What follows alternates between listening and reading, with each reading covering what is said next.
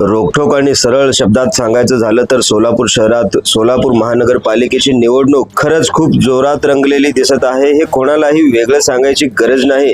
सर्व पक्षांनी जय्यत तयारी केली आहे आणि राजकीय वातावरण इतकं तापलं आहे की जणू आग लागली आहे। प्रत्येक पक्ष आपापल्या परीने सोलापूर महानगरपालिकेवरती एक हाती सत्ता कशी येईल त्यासाठी जीव तोडून प्रयत्न करताना दिसत आहे। अशामध्येच आज एमआयएम पक्षाचे प्रमुख खासदार असदुद्दीन ओवैसी यांची सोलापूर शहरामध्ये जाहीर सभा झाली। ही सभा यशस्वी झाली आणि लोकांचा प्रतिसाद इतका प्रचंड होता की शहराबाहेरच्या खेड्यापाड्यातूनही लोक आपल्या गाड्या घेऊन आले।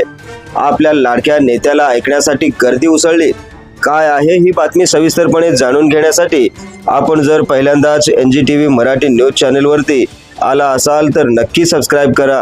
नमस्कार, मी बंदगी NGTV मराठी न्यूज चॅनलमध्ये तुम्हा सगळ्यांचं सहर्ष स्वागत करतोय। आज आपण बोलणार आहोत सोलापूर महानगरपालिका निवडणुकीबद्दल, जी खरंच आता रंगतदार झाली आहे। रोखठोक सांगतो, ही निवडणूक फक्त मतदानाची नाही तर सोलापूरच्या राजकीय भविष्याची आहे।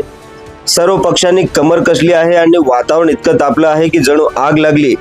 भाजप, काँग्रेस, राष्ट्रवादी काँग्रेस, शिवसेना आणि इतर सर्वजण एकमेकांवर शाब्दिक हल्ले करताना दिसत आहेत, पण सगळ्यांना एकच ध्यास, सोलापूर महानगरपालिकेवर एक हाती सत्ता कशी मिळवायची।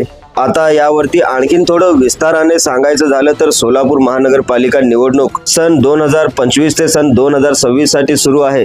राज्य निवडणूक आयोगाच्या आदेशानुसार वार्ड रचना, आरक्षण आणि इतर तयारी पूर्ण झाली आहे। एकूण 122 वार्ड आहेत आणि प्रत्येक वार्डात कडवी स्पर्धा दिसत आहे। भाजपाने आपली ताकद दाखवण्यासाठी मोठ्या नेत्यांच्या सभा घेतल्या तर काँग्रेस आणि राष्ट्रवादीने स्थानिक मुद्द्यांवर जोर दिला, पाणी, रस्ते, आरोग्य आणि शिक्षण। पण रोखठोक सांगतो, हे सर्व पक्ष फक्त वचन देत आहेत। प्रत्यक्षात सोलापूरच्या जनतेला काय मिळालं? फक्त आश्वासनांची पिशवी।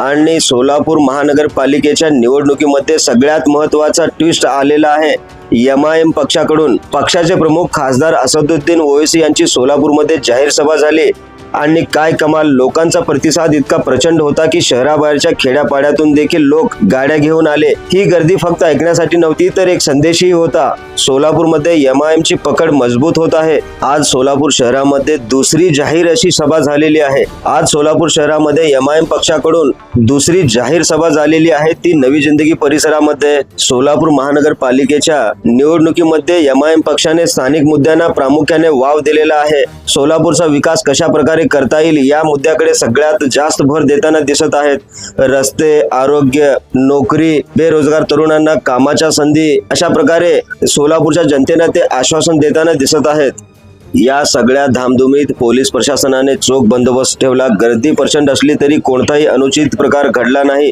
हे देखील मान्य करावे लागेल। प्रशासनाने आपले काम चोखपणे केले आहे। सभा, भाषण, आश्वासन, सोलापूरच्या जनतेला खरं काय हवं, विकास की फक्त राजकारण, ही निवडणूक सोलापूरच्या भविष्याची आहे।